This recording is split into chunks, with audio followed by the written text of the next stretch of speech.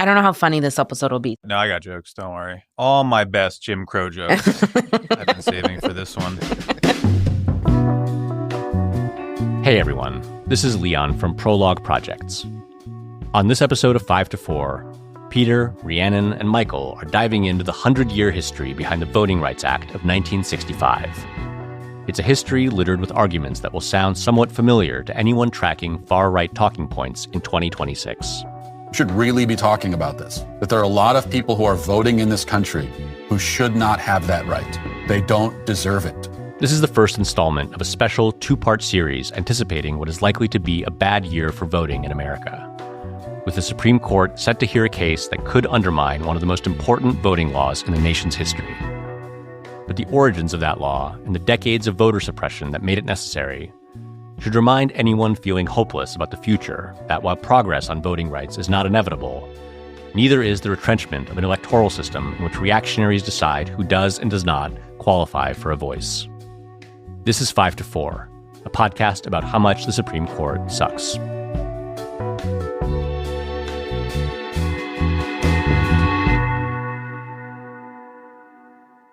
Welcome to 5 to 4, where we dissect and analyze the Supreme Court cases that have abolished our civil rights, like we're going to abolish ICE. I'm Peter. I'm here with Rhiannon. Hey, everybody. And Michael. We're going to win. I love that sentiment for the beginning of 2026. The only positive metaphor I'll be doing for the new year, though, you know, there's a running gag we have where every time we take a week off, something bad happens.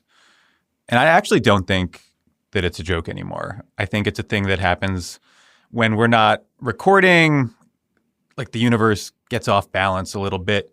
We had Venezuela and then the ICE shooting in our 2 weeks off. And it feels like these things can't be a coincidence. Yeah. Mm-hmm. All right.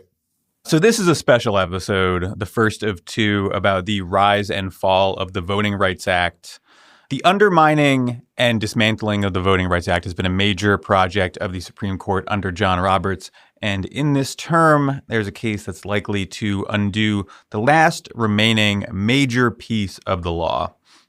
So we want to tell the story of the Voting Rights Act from the beginning. We also want to talk about the arc of history and how rights are won and lost. I think the second Trump administration has a lot of us thinking about what the natural arc of history is and questioning the belief that things just sort of generally get better over time, that we're moving into a better world, right? So after the Civil War, there was a struggle to realize democratic ideals that could reach the newly freed Black population in America. Mm-hmm. That struggle led to violence and repression in the South for a century, and it built eventually into the mid-century civil rights movement and the Voting Rights Act of 1965. So we're going to talk about that history today, and then next episode we're going to talk about the conservative legal movement's effort to undo the fruits of all that struggle. Right. And if you're listening to this podcast, there's a good chance you have not lived a single day of your life without the Voting Rights Act and the Civil Rights Act and the gains of the civil rights movement shaping the world you live in. Mm-hmm. You know, we do have a few older listeners for sure, but they were very young. So most of us don't know what it was like, but we do think it's important for you to understand when conservatives are trying to dismantle the Voting Rights Act, it's not building the same world we live in now, but it's just a little harder for Black people to vote, right? And if you want to understand the world they're trying to build, the first place to look is the world as it was before the Voting Rights Act. And so we want to tell this story where you can see what the world was like back then. You can see what the struggle to build that world, that repressive world with a permanent underclass was like. You can see how even in times of progressive ascendancy, there were reactionary gains. And you can see how even in times of, reactionary victory, there were progressive gains. And you can see how this fight has been going on for 150 years and will continue on well past the time of this publication of this episode. And hopefully, it will leave you feeling a little armed for that fight ahead and optimistic about our ability to do something positive. So let's start roughly at the close of the Civil War. In very broad terms, after the Civil War, there are these twin political problems. One is, what do you do with the southern states? And the other, again, in the broadest terms, is what do you do about the political rights of Black people after the abolition of slavery? And this wasn't like a done deal. It wasn't inevitable that Black people were going to get equal legal rights at this point, right? Mm-hmm. The president is Andrew Johnson, who's like an avowed open white supremacist, right? Then you have like on the other end, the radical Republicans who are advocating for constitutional amendments that would enshrine equality into the law. So like there are competing camps here. It's not just sort of like, well, we all agree, let's do voting rights, equal rights, and then move forward. Right. And to Peter's point, like you already had lots of this like push and pull going on even during the Civil War itself, right? And in its immediate aftermath. So like recently freed Black Union soldiers found themselves being paid less than their white soldier counterparts. And so they organized for equal pay, right? This was all bound up in this time around broader questions of what it would mean to be free. Like, what does it mean to free the slaves? Does it just mean an end to chattel slavery, or does abolition mean something more than that? Does it include the right to own land and to work it, right, to your own benefit? Does it include political participation through the vote? Does it include the right to get married, because there was so much sexualized violence and stealing of children of enslaved peoples. And so marriage was a big flashpoint around then. So there's this political contestation about what does abolition mean? What does it mean to free someone? Right. And what does legal equality mean? I think like this legal equality thing is like we're talking about a constant push and pull throughout these episodes and throughout the history of, the Voting Rights Act. A big push and pull thematically throughout, I think, this history is about the definition of legal equality. Right. And the flip side is also that like it wasn't just the victors who were at work in this time, right? Like the forces of reaction were already at work, crafting things like the Black Codes in the South, which, were like vagrancy laws that criminalized Black mobility and self-employment, keeping them confined to plantations like slaves. Mississippi, freed people couldn't rent land in urban areas. In South Carolina, if freed people were not involved in servile or agricultural labor, they had to pay special tax, and punishment allowed for like whipping for noncompliance. There were laws against enticing Black labor with better conditions and wages, prohibitions. Enticing. I don't want to see you enticing Black labor. Do not offer my, Black farmer better wages. There were prohibitions against interracial marriage. Black children were apprenticed without theirs or their parents' consent, which is just a nice way of saying they were kidnapped and forced into labor.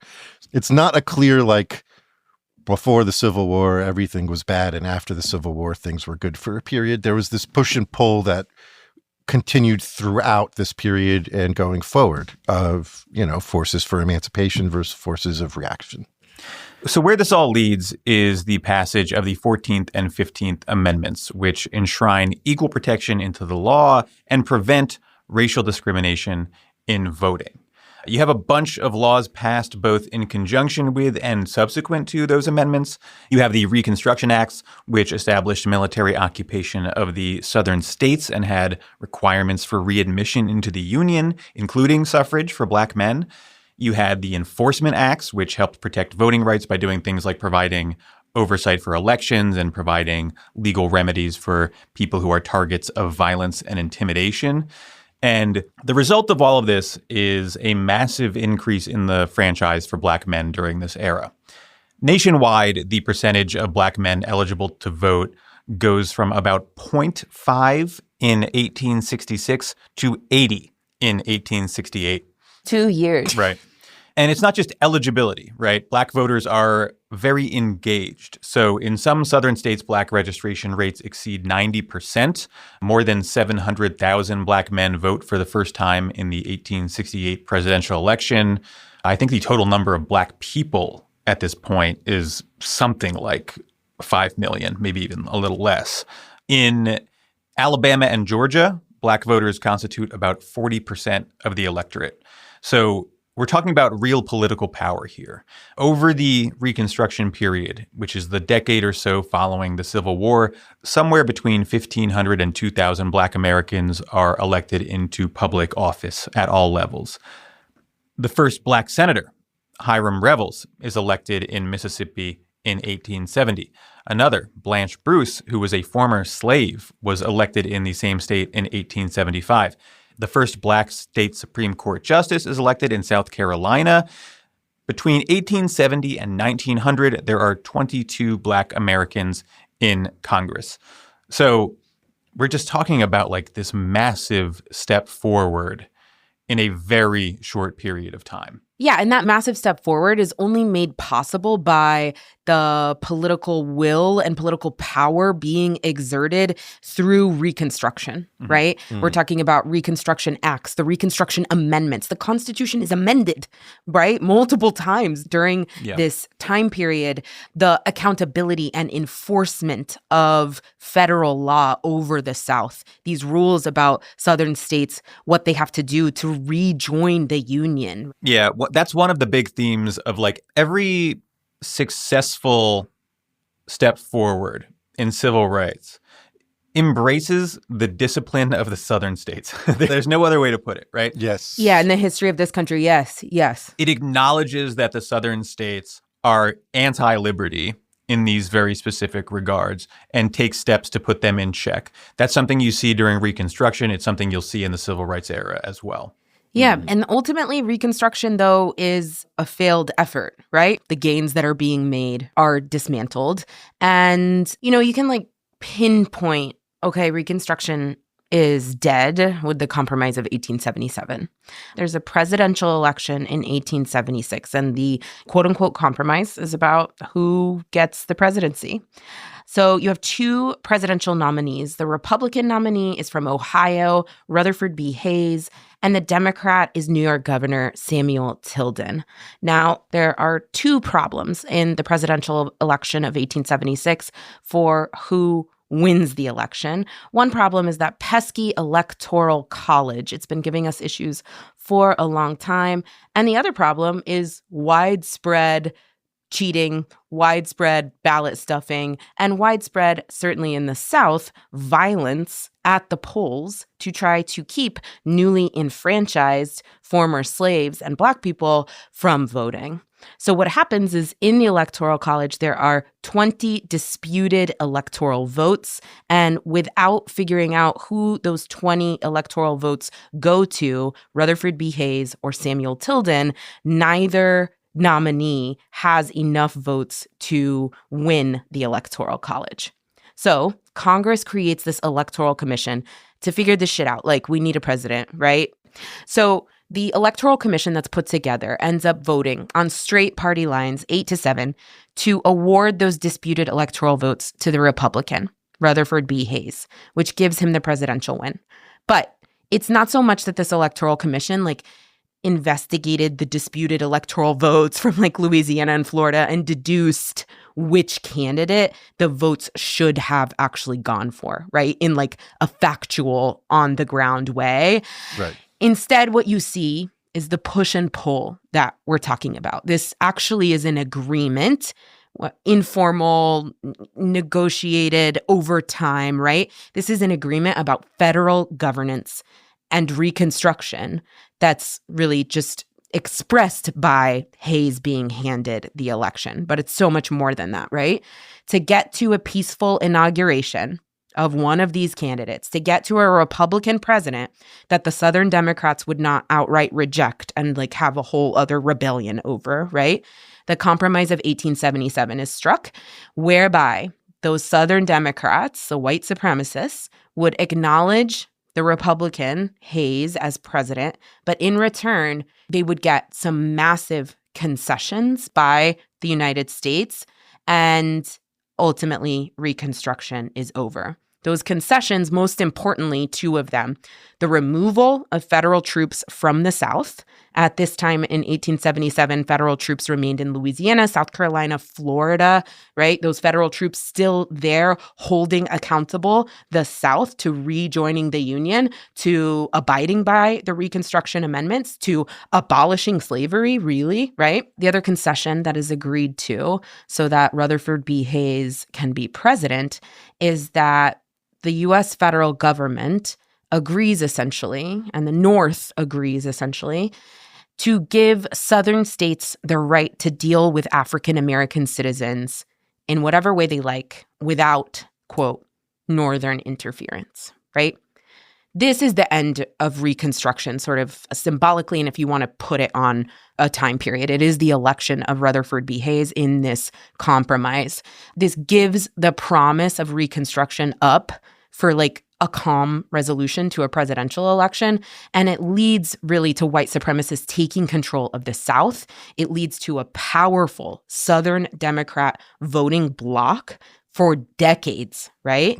Solid South, where, you know, Southern white supremacist political power is really consolidated in the Democratic Party. And in the South, on the ground, this compromise and the end of Reconstruction results in white supremacists taking over fully and enacting policies specifically designed to deny Black citizens their rights. Right. It's not just an abstract connection. Like, part of Rutherford B. Hayes being seated is also several Democratic Southern governors being seated, right? Yes. In the same election. Like, there's very clear, like, the South is going to be under essentially Confederate control. These are unreconstructed Confederate sympathizers who are taking control of the South in exchange for the federal government being controlled by a Republican Party that's no longer committed to the project of racial equality, right? This is sort of the beginning of the seeds of the modern Republican Party, where you see them more like indebted to the capital, the financiers of the Civil War, right? That part of their coalition. And you have this sort of liberal economic agenda, but not paired with any sort of democratic agenda. The only thing being reconstructed in the South is like a capitalist agrarian economy built on cheap labor, mostly from Black people, right? And so some people like to call this period the redemption period because the Southerners consider themselves redeemers, redeeming the old South, the pre-Civil War South. I think we've used that term before on the podcast, but we don't want to give them too much credit. Fuck that. Yeah, it's an oxymoron, right? There's nothing redeeming about this, right? It's like, and to that point, like, it was the base of the pillar of their political movement. Everything else relied on the violence, and it was brutal. And a lot of modern sort of pop culture depictions, or in like the modern imagination, you know, you might imagine lynchings being like some Black people are run down and a noose put around their neck. And that isn't really fully accurate. And so what's going to follow is, you know, some things I came across in my research for this episode. So I wanted to just give you a content warning here. What's going to follow is graphic depictions of violence, some sexual violence as well. If that's not something you're really emotionally prepared for right now, you should skip ahead about 1 minute. Some of the research I came across for this episode included accounts of Black men being beaten and castrated, Black men found dead and hanging with their castrated genitals in their mouths, Black men with dozens of broken bones who were burned alive, held at gunpoint and made to rape young girls in front of the girls' parents, stories about men being hung, and then when their wives, who were made to watch, cried out, hot branding irons shoved in the wife's mouth, women having their tongues cut off, their fingers cut off, their hands cut off, their breasts cut off, sexual violence, rape, kidnapping of children. It's what the Southern violence looked like in this time. And it started in Reconstruction, and it just got worse. Their redemption period is being allowed to do this. Right. And the violence wasn't random. It is also important to note, like, it targeted elected officials, it targeted political leaders, including white Republicans sometimes, faith leaders, teachers, business leaders. And when it was random, you know, sort of by like who it targeted, more indiscriminate, it wasn't always random by time, right? It would pick up leading up to and during elections, being used to discourage people from voting, right? People who had fought for the right to vote wouldn't want to go out in fear of being murdered, being tortured and murdered. In addition to the violence and on top of the violence, there's economic subjugation, progressive taxation was abolished, the central boards of education, aid to the poor and disabled were done away with, stuff that had been like part of like the Freedmen's Bureau was gone. If you're not familiar with the Freedmen's Bureau, it was a federal agency established after the Civil War that operated mainly in the South to aid the transition for formerly enslaved people to becoming free and equal members of society. It would help sort of rationing food, giving out clothing, but also settling labor disputes, or people would come to them because they thought they were getting railroaded by local law enforcement and help, getting the federal government involved in local issues when recently freed people were having their rights trampled. It was an important part of the beginning of Reconstruction, and it was really part of the foundation of the welfare state, the beginning of the social safety net in this country. Yeah, a sign of like real institutional effort put behind Reconstruction. Yeah. Not just ending chattel slavery, but helping the formerly enslaved become full functioning members of society. Do you guys remember when Clarence Thomas said that the Freedmen's Bureau did not have like a racial component? Yes. I think about that all the time. But so that ended up getting eliminated and the free school system was dismantled. Gerrymandering happened at the local level, making it impossible for blacks to even hold municipal power.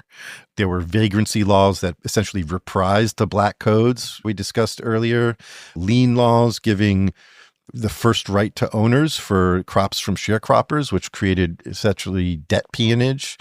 There were draconian criminal laws, which created the convict lease labor system, which essentially just recapitulated slavery, right? You get arrested for stealing a horse because you're riding your own horse.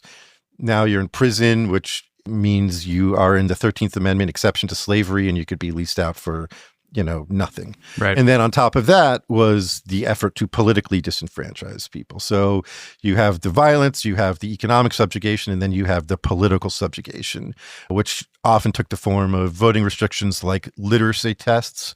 The first literacy test was actually the secret ballot, which is kind of wild. But before the secret ballot, people could just bring pre-filled ballots, right? And parties could hand out like a slate ballot. After the secret ballot, you had to be able to read and fill in and write who you wanted. And that functioned as a literacy test. I have a quick question about the secret ballot that I've never thought of. Is the implementation of secret ballots like part of enforcing race equality? Yeah, it was legitimately done as a literacy test to disenfranchise black people. Yes, in the South. Another thing they did was they would split up the ballots for state, federal and municipal elections and have different boxes and then wouldn't tell people which box was which. They'd just have it written. So you'd have to be able to read to know which box to put your ballot in. And if you put it in the wrong one, it wasn't counted. Should I read the literacy test from Louisiana? And then there were the actual literacy tests themselves, which, yes, we need to discuss. So I think a lot of people hear like literacy tests and think, oh, this is sort of a way to discriminate against people who had less access to education, right? Which is true to some degree, but it undersells what the literacy tests were trying to accomplish. Many of these literacy tests were designed to be so confusing that any of them could be tossed out on some sort of whim if the person giving the test wanted to. So there's this famous one out of Louisiana, and I'm going to read you some of the questions, all right? Number 1, draw a line around the number or letter of this sentence. Like what? So presumably that means it's numbered, number 1. So draw a line around the 1. So circle the 1? Right. Maybe? I guess so. Yeah. But the trick, right? If you're thinking like they're trying to be tricked, is draw a line around maybe the word number or right? Like it's very bizarre, right? Yeah. Yeah. 2, draw a line under the last word in this line. Okay. 3, cross out the longest word in this line. 4, draw a line around the shortest word in this line. 5, circle the first letter of the alphabet in this line. Circle the first letter of the alphabet in this line. So this is interesting because this is where they introduce the word circle. So they are differentiating between drawing a line around and circle. Right? It's just inserting so many different metrics, so many details on which you can be deemed, quote unquote, illiterate and therefore not eligible to vote, right? Right. And by the way, this goes on for 30 questions. Like I just read you the first 5 and they're all like this. I like 6 especially. I mean, it says in the space below, draw 3 circles, one inside parentheses engulfed by the other, because this literally, like, you could draw 3 nested circles, or you could draw 1 circle and then next to it 2 nested circles.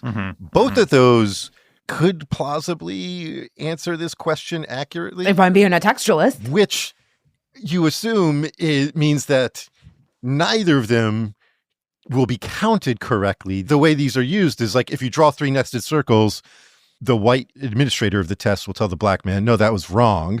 You're supposed to draw 1 circle by itself and then 1 nested in another. Right. Whereas if you draw 1 circle by itself and 1 nested in another, they'll say, no, that's wrong. You're supposed to draw 3 nested circles, right? Like that's the way these tests work. Only a lawyer could have written this, by the way. This feels to me like an IQ test formulated by someone with an IQ of 80. You know what I mean?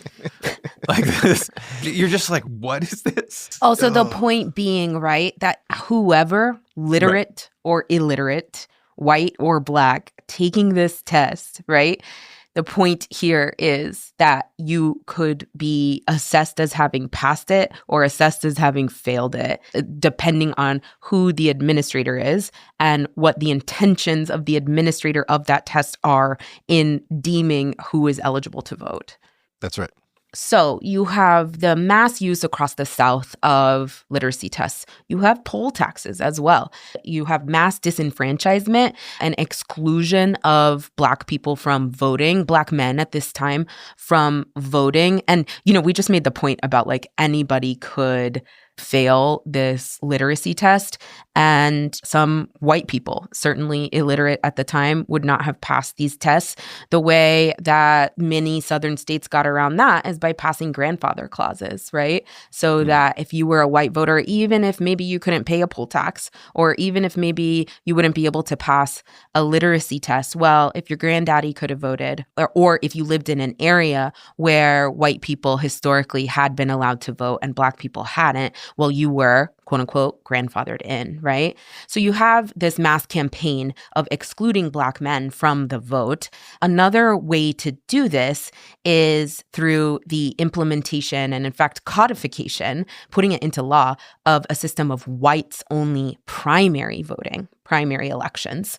So, you know, Southern Democrats at this time, they're maintaining a one-party system in most of the South. They're developing big power in Congress, right? They're controlling all of the seats that are allocated to their states. They are establishing seniority in the U.S. Congress. They're gaining, you know, like important seats, important chairmanships at the head of congressional committees. And just the snowball is rolling and accumulating for Southern Democrat white supremacist power, obviously in and across the South, but also in the halls of Congress. And for maintaining this one-party dominance, they add that they're going to do whites-only primaries. Okay, so maybe, you know, the 15th Amendment says that the vote can't be taken away on the basis of race, but for primary systems, you know, states and the parties themselves have basically like full control over setting up the rules for who votes in primaries.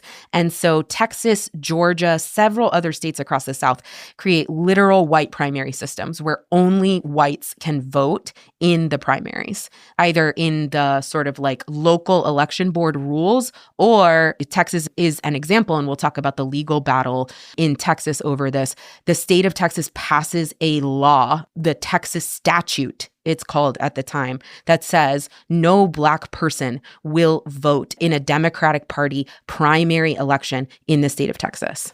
This is something that I think a lot of people might not think about too much now because the primary system feels like an integrated part of the overall election system. Yeah. But there is a sort of field of thought legally that still exists today that primaries are basically a party concern, right? Mm-hmm. That the voting rights of the primary voter are either very narrow or even non-existent because this is really about whatever the party wants. And the party is an institution that can decide how it wants to deal with its own process. This is how you get caucuses, right? Right. Which are like nothing at all like a secret ballot election, right? Right. Like, yeah. And so around this time as well, like this codification is happening not just in state legislation, but a lot of the South, they start having entirely new constitutions and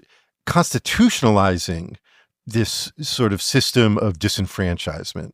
So I believe 1890, Mississippi was the first constitutional convention that adopted a literacy qualification into its state constitution. And that literacy test had an exception for, someone who could understand any section of the state constitution read to him or give a reasonable interpretation thereof, which is the most subjective, again, white administrator, Black test taker, how they're going to answer that question. And this becomes like a model for the region. In the next few years, you see them in Alabama, Georgia, Louisiana, North Carolina, South Carolina, and Virginia. It becomes, the way that, along with poll taxes, that Black people are kept disenfranchised in the South. You're not going to read the bubbles in a bar of soap question? Oh, that's right. I wanted to mention that. According to this one source, we have questions to figure out whether someone is, quote unquote, literate enough to vote. It included something like, how many bubbles are in a bar of soap? That was a question asked. How many bubbles in a bar? How many bubbles in a bar of soap? Reach out if you know the answer, folks. That classic, I don't know, disseminated around, everybody talked about it when I was in college. If you interview for a job at Google, one of the questions they ask you is, how many ping pong balls fit on an airplane? Yeah. And it's not about the actual number. It's about watching you figure out. It's about your process. It was the same thing to get to vote in Mississippi. It was very similar to a Google interview. Yeah, that's right. That's right. That's comparable, too, because I do feel like the solution to the Google interview process is state violence against Google. Just like the federal government should have sent troops to the South at this point. Bring the troops in. All right. So all of this, the campaigns of violence, the new state constitutions, these sort of piecemeal pieces of legislation designed to keep Black people out of the polling place, all of this undoes the progress in the Black franchise that was made during Reconstruction. I'm going to read from a document published by the National Park Service on this topic. Quote, "The combination of poll taxes, secret ballots, literacy understanding tests, grandfather clauses, and the bias manipulation of registration procedures achieved the goal of disenfranchising the overwhelming number of African Americans. Once Louisiana adopted its new constitution in 1898, the number of Black voters plummeted from 130,000 to 5,000. In Virginia, the number dropped from 147,000 to 21,000. The Constitutional Convention in Mississippi cut Black enrollment from approximately 147,000 to around 8,600. In 1906, 5 years after Alabama designed its exclusionary suffrage proposals, only 2% of the Black voting age population remained on the registration books." So remember that I mentioned there were 2 Black senators elected in the 1870s. There would not be another Black senator elected until 1967. So one reason we wanted to talk about this, in addition to just sort of giving you the history, is because I do think that the way you learn about this in elementary school and middle school and high school is a little bit truncated to the point where you can sort of get the impression that there was just sort of a march forward, right? And there were hiccups, right? But that generally speaking, slavery ends, and then you hit this sort of like this phase where it's sort of like slavery's over, but racism is still bad. And then you hit the civil rights era, right? And it sort of skips over how important this Reconstruction era was, because it's not just that you have this intermediary phase between the abolition of slavery and the civil rights era. It's that there actually was an era of relative political equality that was very short-lived before it was aggressively cracked down on by white interests in the South. And that's sort of like the definitive aspect of the post-Civil War era, right? That there was this brief moment where things were getting drastically better very quickly, and then it's undone. I think it's important to realize if this conflict, some of this stuff sounds familiar, it should. The shape of political conflict in 1870, 1880, 1890, in a lot of ways, prefaced political conflict in the 1940s, 1950s, 1990s, 2010s. Like, it's the same thing over and over. The ideological heirs of the Confederacy fighting for a hierarchical society built on cheap, disenfranchised labor backed by violence versus people who believe in emancipatory politics and freedom and equality. This is a conflict that has played out over and over in American history. And so this is just one skirmish or two skirmishes in an ongoing battle. Yeah, what we're talking about during this time is really the ideological and the, sociological and political foundations for the reactionary movement that we see today, and even semantically, what states are talking about during this time is states' rights. What the implementation of brand new state constitutions during this time to be racist, right, is at this time in a discourse about states' rights and state power, right? Mm-hmm. And so, today when conservatives are talking about, big government and there are tensions around federal supremacy, right? I'm just saying you see what is happening to the Voting Rights Act today and what's happening around voting today is all founded back from during this time. Yeah. And just as one example, the Freedmen's Bureau was the federal government's way of sort of implementing a lot of Reconstruction stuff in the South. It did a lot of economic support, right? And in response, you had Southerners essentially calling freed Black, formerly enslaved people welfare queens. The foundation of the welfare state started after the Civil War in attempting to lift up recently freed people. And there was immediate reaction being like, oh, these people are relying on the government. They're lazy layabouts who don't do any real work. The same shit you hear today, the same shit you can see in political ads from the 80s, the same shit people were saying in the 60s, started during Reconstruction. The roots of so much American political conflict was right here. Exactly. If you want a nice wardrobe, a good, complete wardrobe, that comes down to pieces that mix well and last. That's why I love Quince. Their clothing is rated between 4.5 and 5 stars by the thousands of people who wear it every day. I love my cashmere winter hat that I got from them, which has been super useful this last month when New York has been inundated with snow and multiple brutal cold snaps. By the same token, my cashmere pants have been a lifesaver. I can go out and look sharp and not be freezing cold. They've held up well under constant use. I couldn't be more pleased. Right now, go to quince.com/54 for free shipping and 365-day returns. That's a full year to build your wardrobe and love it. And you will. Now available in Canada too. Don't keep settling for clothes that don't last. Go to quince.com/54, all spelled out, for free shipping and 365-day returns. Quince.com/54.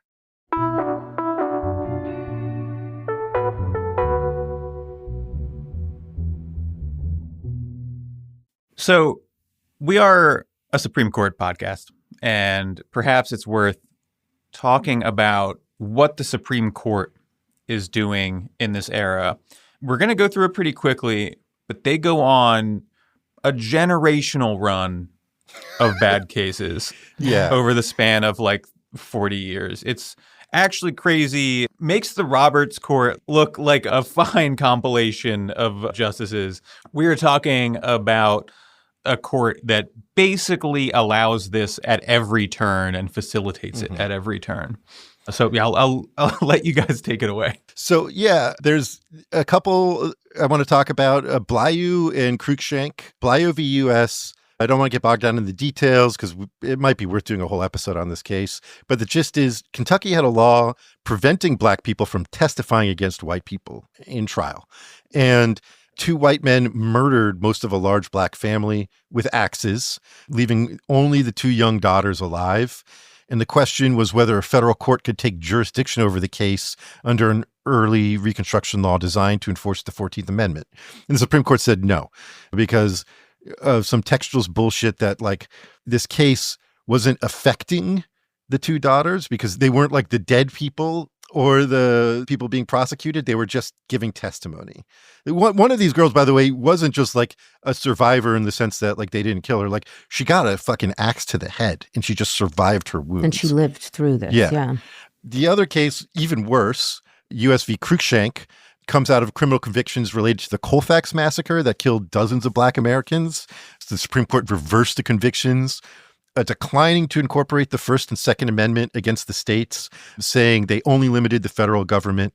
It substantially weakened the reach of the 14th Amendment and held that its prohibitions didn't extend to individual actors, only to the states. This left recently freed people and white Republicans and other unionists in the South at the mercy of increasingly Confederate-dominated law enforcement, courts, and legislatures. This was like, you know, I said the violence was the foundation. This was like, well, go fucking nuts with the violence because you're not going to get any consequences for it. One of the worst cases in Supreme Court history. There was also U.S. v. Reese, which invalidated a conviction against an official who refused to register a black man to vote. He was tried under a law implementing the 15th Amendment, and this case gutted that law and the amendment itself.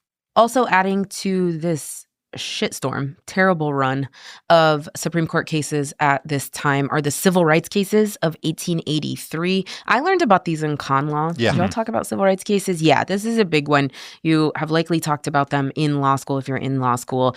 This is 5 cases that held that the 13th and 14th Amendments do not allow Congress to outlaw racial discrimination by private individuals. Right. So Peter mentioned up top there were Reconstruction Acts. One of them, the Civil Rights Act of 1875. This was big Reconstruction legislation that basically entitled everyone access to public accommodations, public transportation, et cetera, regardless of race. You know, there can't be race discrimination in who can take the train and who can sit where at the movie theater, right? And so that's the law that's at issue here. The court struck down that legislation, strikes down the Civil Rights Act of 1875 in the civil rights cases of 1883, says that the 13th Amendment, quote, merely abolishes slavery.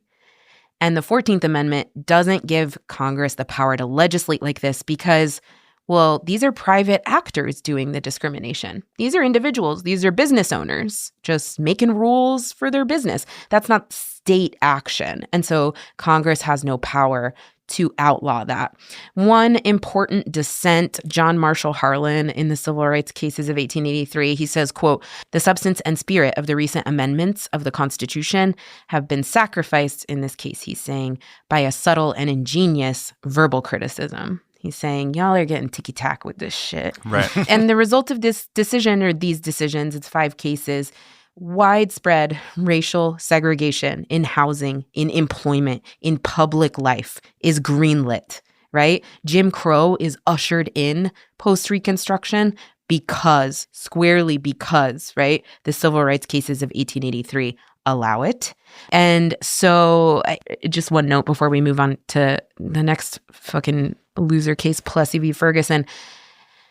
Just thinking about the Civil Rights Act of 1875, Congress passed this bill, no discrimination in public. You know, we could have had segregation abolished in 1875. Yeah. Right. The Supreme Court ensures that there's 100 more years of fighting and struggle over this, just legally, right? Not even to say that segregation has been abolished.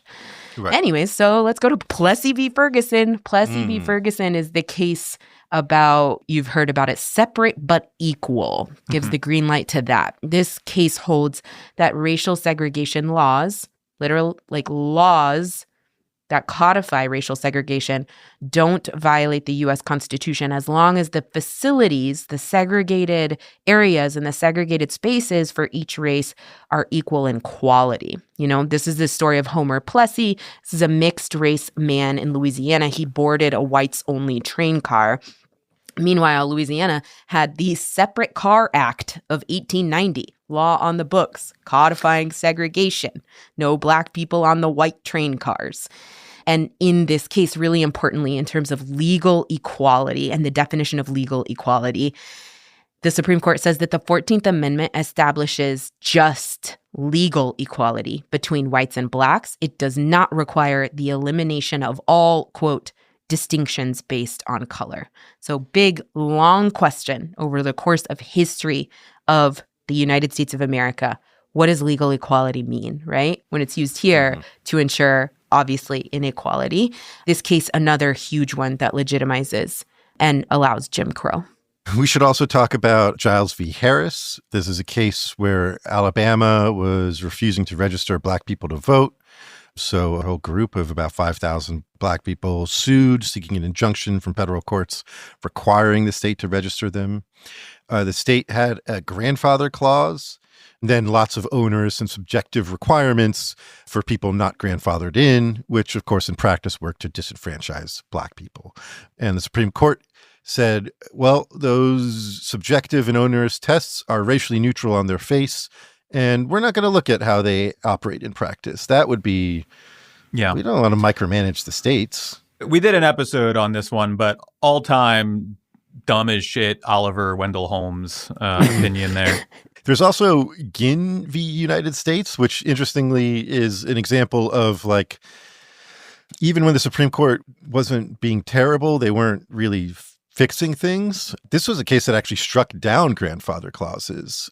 So here, similarly, a grandfather clause worked to the effect that illiterate whites were able to vote, but not illiterate blacks, whose grandfathers had almost all been slaves and barred from voting at the trigger date for the grandfather clause. The Supreme Court was like, look, we get what's going on here and you can't do this. They struck it down. And then the states went back and just were like, fine, we're just going to disenfranchise like poor white people too. So blacks stayed disenfranchised, but also poor whites got some disenfranchisement strays. So this happens in 1915, sort of like later in this era. And it highlights a real problem that you see pop up a lot more in the mid-century that we'll talk about, where even when the courts are cracking down on this stuff, they're just sort of playing whack-a-mole with these new voting restrictions, right? So like they're like, all right, you can't do these grandfather clauses. And so the southern states are like, okay, so we can't do grandfather clauses, but we can still do literacy tests and poll taxes. We have these other mechanisms for trying to keep blacks from voting. Without grandfather clauses, there's more collateral damage of poor whites, right? But so be it, right? So like you have this problem where it takes forever, right? It's 1915 by the time this is decided by the Supreme Court. So it takes decades to get this shit handled. And even when it is, the problem isn't really solved.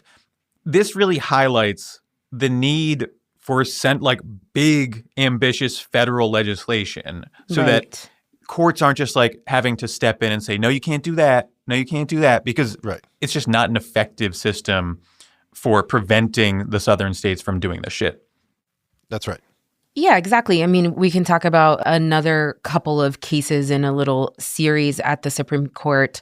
And this is after 1915. This has to do with those white primaries and the Supreme Court upholding those, right? So, exactly, like the South still has all of these methods, all of these tactics at their disposal for continuing to implement Black disenfranchisement. So, we talked about the white primaries a little bit earlier. In 1923, the Texas legislature, which at the time was newly dominated by basically KKK and supporters of the KKK, barred African Americans from voting in Democratic primaries. The law, again, called the Texas statute at the time, said, quote, "In no event shall a Negro be eligible to participate in a Democratic Party primary election held in the state of Texas, period."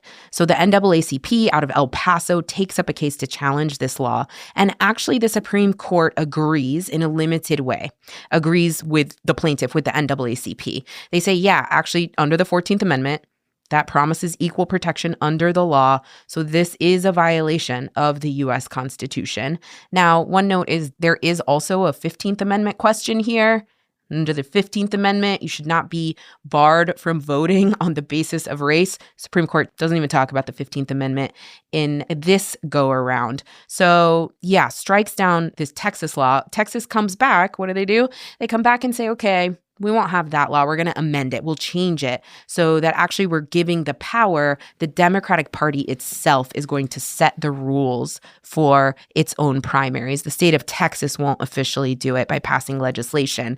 That gets challenged, goes up to the Supreme Court. And the Supreme Court, this time in 1935, upholds the Democratic Party being able to implement whites-only primaries in the state of Texas. That case is called Grovey v. Townsend, and the Supreme Court there says, well, there's no state action. Again, we would be regulating private actors. The state of Texas isn't doing this. Right. The Democratic Party can do whatever it wants, right? It's got a First Amendment right to associate with only white people. Right, right. So that's the status quo for like another decade. I think it's the mid-40s when the Supreme Court finally says in Smith v. Allwright, like, all right, no white primaries, guys, come on. We all just fought a war together. Let's cool it on the white primaries. A couple of other things worth noting from like the first half of the 20th century. One is the creation of the NAACP. Organization is founded in 1909, not technically in response to Black disenfranchisement. It's formed in the wake of the Springfield race riots in Illinois, but they immediately start litigating the issue. They're involved in Ginn v. Harris. They lead the charge against the white primary. They very quickly become the most prominent organization on racial voting rights issues. And they're a huge player, of course, in the mid-century when they're involved in Brown v. Board and like really helped turn the tide against Jim Crow. Yeah. And, you know, it's worth noting that like the violence I mentioned earlier continues throughout this period, right? Through the first half of the 20th century. The Tulsa Race Massacre was in 1921, which is considered one of the worst acts of racial violence in American history. Yeah. The second KKK pops up in the 1910s. Right. The second KKK pops up in the 1910s. That's right. With Birth of the Nation and all that. Also lynching postcards, which were what they sound like. People would take photos of lynchings posing with the dead bodies and make little postcards out of them. Became so popular that the Postmaster General in 1908 had to like issue a rule being like, no, you can't put those in the mail. You can't send a little postcard to your friend with a photo of a dead African American on it. But they remained popular into the 40s, so like were widely circulated in the South. So to commemorate, to show you were there when someone got lynched. Really disgusting stuff. You know, we should mention, because we are talking about voting rights and, you know, enfranchisement or disenfranchisement in the United States, also happening around the turn of the century is a big social movement for women's suffrage. Eventually, of course, culminating in the 19th Amendment, which is passed in 1919. It prohibits the U.S. government and states from denying the right to vote to citizens on the basis of sex. And I think the point here for this episode is pointing out there was a mass movement to get this to happen. The 19th Amendment itself enfranchised 26 million American women in time for the 1920 U.S. presidential election. It came out of a social movement that changed public opinion, that pressured government officials, that really forced the U.S. government to do something huge, which is amend the U.S. Constitution. At the same time, women's suffrage doesn't address, right, the problem with Black disenfranchisement. Certainly, Black women, Native American women, women of color are still not allowed to vote, even with the passage of the 19th Amendment. So you see simultaneous and parallel movements. You also see a lot of contradictions.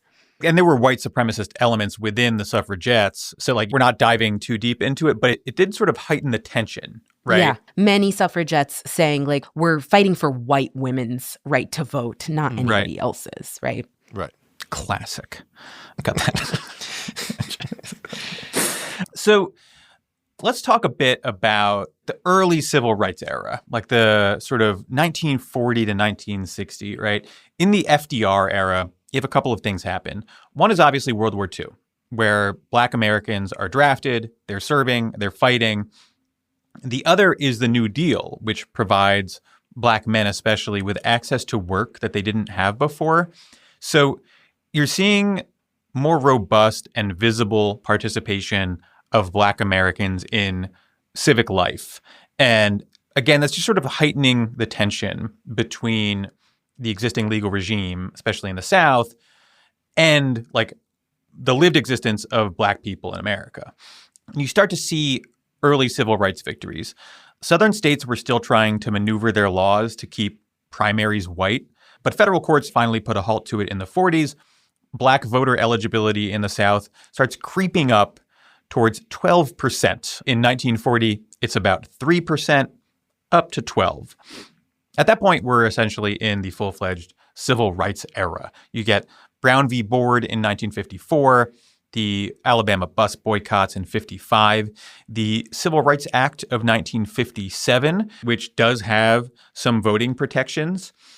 All of these increasingly successful challenges to segregation start popping up, and small wins on voting rights issues. But it's still, with respect to voting rights, this sort of whack-a-mole thing where someone sues about voting restrictions, a court steps in and says, okay, that's illegal, and then the southern states brainstorm a workaround, right? And the Civil Rights Act of 1957 takes some steps forward, but it's a little too reliant on local enforcement. There's not enough power granted to the federal government to really take charge in the South. And there's this simmering political tension that starts to boil over in places, right? Alabama's state legislature starts to gerrymander Black voters in Tuskegee, and they respond with a boycott. In Fayette County, Tennessee, Black citizens launch a suffrage campaign that leads to the mass eviction of Black sharecroppers in retaliation. Stuff like this is happening all over the South, and it sort of highlights that there is both a demand and a need for federal legislation, right? For robust federal legislation. Initially, this builds into the Civil Rights Act of 1960, but very similar to the 57 Act, there are protections for voting rights, some federal oversight, but ultimately it's just too weak, too reliant on local enforcement. And that sort of brings us to the Voting Rights Act itself. So the Voting Rights Act of 1965, it comes on the heels of the Civil Rights Act of 1964. And both of these are really driven forward by these really powerful images of peaceful civil rights protests in the South being responded to violently by Southern police, right? The violence in Selma itself takes place just a few months before the passage of the Voting Rights Act. So the 57 Act, the 1960 Act, and they just don't get the job done. And that combined with like these very public displays of Southern violence towards peaceful protesters creates the political will for these laws. And the Voting Rights Act does a few key things. It allows people to sue for violations of their voting rights, to bring private lawsuits. It also establishes what's called preclearance. So if you're a Southern state with a history of suppressing the vote, you cannot change your voting rules without approval from the federal government. Right. You can't do a new literacy test. You can't change the primary rules. You can't do a new constitution. Right. Exactly. So this solves the whack-a-mole problem. This solves the problem where the Southern states are just out there brainstorming racist shit to do. Yeah. Right? And then you have to deal with it after the fact. Yeah. Now it's like, no, if you want to change your rules, you have to run it by us first, right? You're a petulant little child, and we're going to treat you like one. Yeah. Right? Prophylactic. So there are other provisions that, for example, outlaw literacy tests of moral character. There are required accommodations for disabled voters. It's a broad-ranging law. So it's, first of all, targeting these tests and practices that Southern states used historically. And then second, it strips those states of the power to freely change their laws, right? We've gotten to the point in the episode where the VRA is passed. It is a massive piece of federal legislation. It is a massively successful piece of legislation in terms of the success of getting it passed. And we're talking about the wins here from a legal perspective and what the wins have been so far in dismantling this mass system of disenfranchisement that the white supremacist South has put into place and built up since Reconstruction. But really want to highlight here that those wins, even the sort of case by case, one by one, and then finally even the Civil Rights Act of 1964 and the Voting Rights Act of 1965 are downstream, in fact, the direct products of mass social movements, right? Which we haven't even gone into in much detail. Again, not even going into the legislative history of this, but really just want to highlight like the upheaval, the decades-long organization by the NAACP, by SNCC, by so many organizations, by so much grassroots work, by media work and direct action, right? And all of that movement work, let's say, all of that uprising, all of that upheaval, confronting the system of mass violence, right? Like not just disenfranchisement. It's not just that you walk to the polling, you walk up to your polling place and you're turned away. We're talking about a system of violence that is codified in law and the experience of racial violence, right? And the implementation of such, again, over the course of decades by reactionary and white supremacist forces across the United States, but especially in the South. And so I think we want to note, because, all right, we've gotten to the point in the episode where the Voting Rights Act has passed. Congratulations, everybody, right? But we have this whole other episode coming up next, which is like what has come after the Voting Rights Act. And what has come after is another period, which we're about to get into, of reactionary and white supremacist response to the Voting Rights Act and to all of even the little incremental successes that were attained as a result of the civil rights movement. So, let's talk about like what opposition looks like, right? Or what the status of the opposition to the Voting Rights Act was around the time that the Voting Rights Act is passed. Yes, there was mass upheaval. Yes, there was mass organizing that ultimately leads to a win of the Civil Rights Act and the Voting Rights Act getting passed. But we have to not just define it as a win and everything is solved and everybody agrees and then that's it. That's the end of history, right? We're talking about the arc of history, and we're talking about the constant push and pull. So we have to recognize that at the time, not everybody in some rainbow coalition was holding hands in 1965 at the passage of the Voting Rights Act. You had those villains, Strom Thurmond, right? And fucking actually William Rehnquist, who we've talked about, right? All of these players at the time, right? Who don't just disappear. And not just these individual villains, but their supporters, right? There are also white supremacist masses. Not to say that's a majority population. I mean masses in the term of like large segments of the population. There are white supremacist masses. There are people who do not agree with the enfranchisement of Black people across the country, but especially in the South. There are, remember, the groups of people, the institutions, and the regular people on the ground, on the street, in their homes every day who are enacting that violence that we've been talking about, right? And so they don't just go away. And they're not just convinced, they don't just wake up on the day or the day after the Voting Rights Act is passed, having been convinced to change. History continues and not everything is solved. And again, these ideologies, maybe they take different semantic forms and maybe they're presented publicly and in media in different ways and with different vocabulary and words, but it is still there. And this is the struggle that our society continues to be going through. Mm-hmm. I think it's worth circling back again to the points in history where you actually see success. During Reconstruction and during the Civil Rights era, in both points in history, there is a recognition by the federal government that the southern states are uniquely illiberal, that they need to be brought to heel, right? That they cannot be trusted to fulfill their obligations under the Constitution. Those points in history are the ones where you actually see success, right?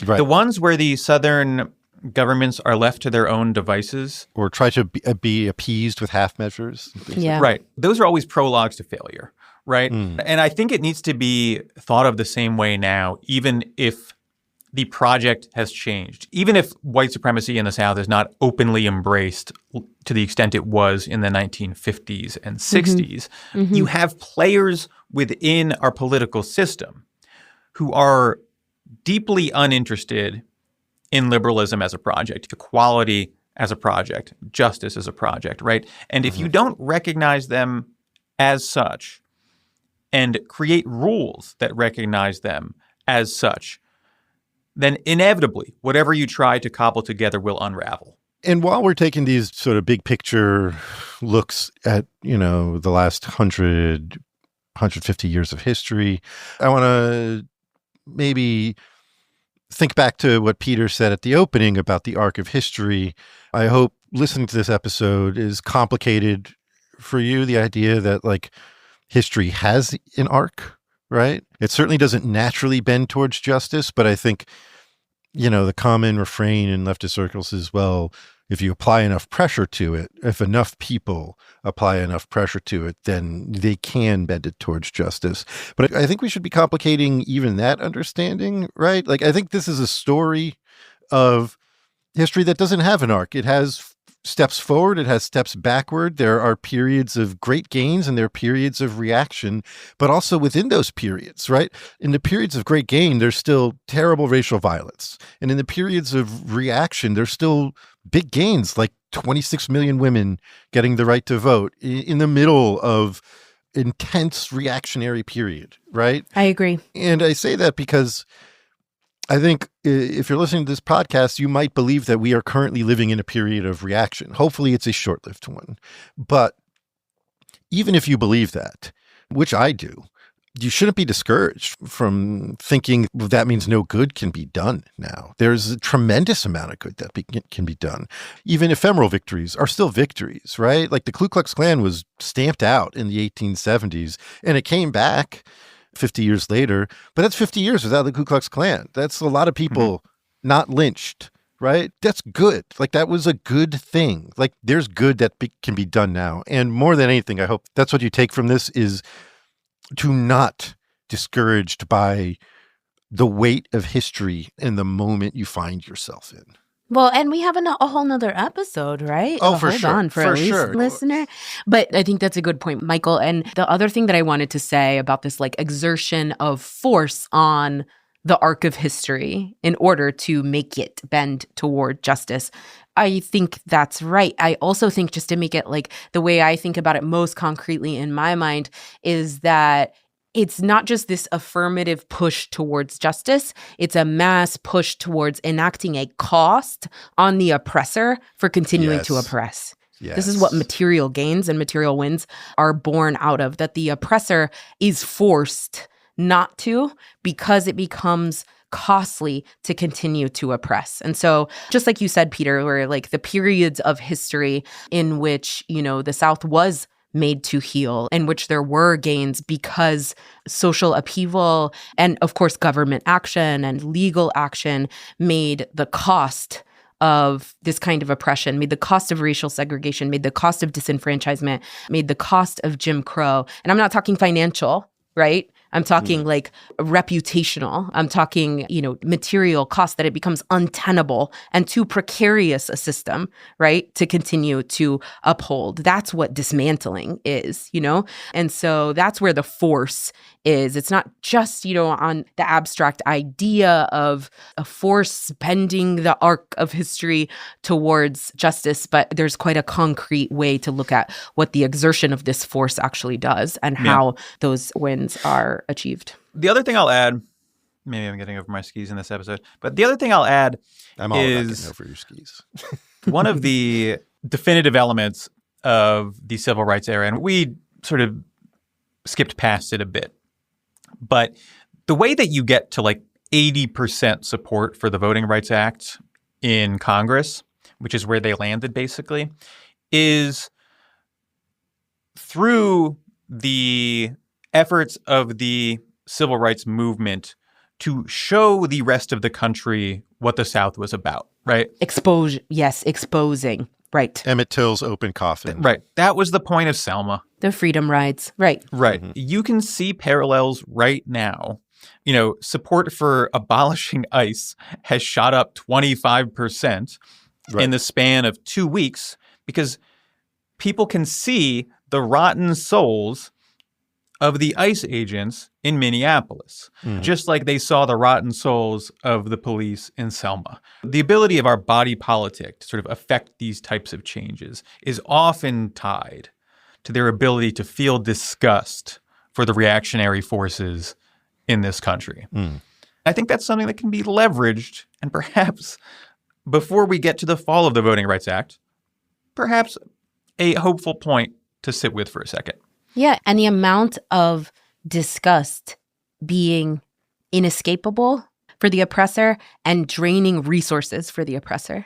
That everywhere they go, they have to meet with the disgust. The disgust envelops them. The disgust burdens them, right? And it drains their resources, their abilities, their skills, their tactics to have to confront with the public's mass disgust and disapproval of what they're doing, right? Yeah. One thing I've just thought of, literacy tests for ICE agents. Bring those numbers down to 0 agents real quick. Yeah. Let me administer them. Don't even need to. Just pop a 3rd grade English test in front of them. 2%. Just collapsing their numbers. Yeah.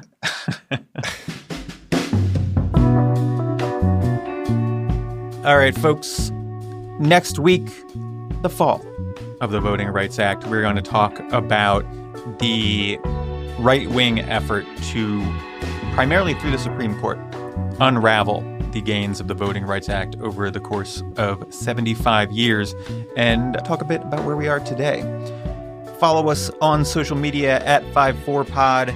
Subscribe to our Patreon, patreon.com/54pod, all spelled out, to support our work, to access premium and ad-free episodes, special events, our Slack, all sorts of shit. We'll see you next week. Bye, y'all. Bye, everybody. 5 to 4 is presented by Prologue Projects. This episode was produced by Andrew Parsons. Leon Nafok provides editorial support. Our website was designed by Peter Murphy. Our artwork is by Teddy Blanks at Chips NY, and our theme song is by Spatial Relations. If you're not a Patreon member, you're not hearing every episode. To get exclusive Patreon-only episodes, ad-free episodes, discounts on merch, access to our Slack community, and more, join at patreon.com/54pod.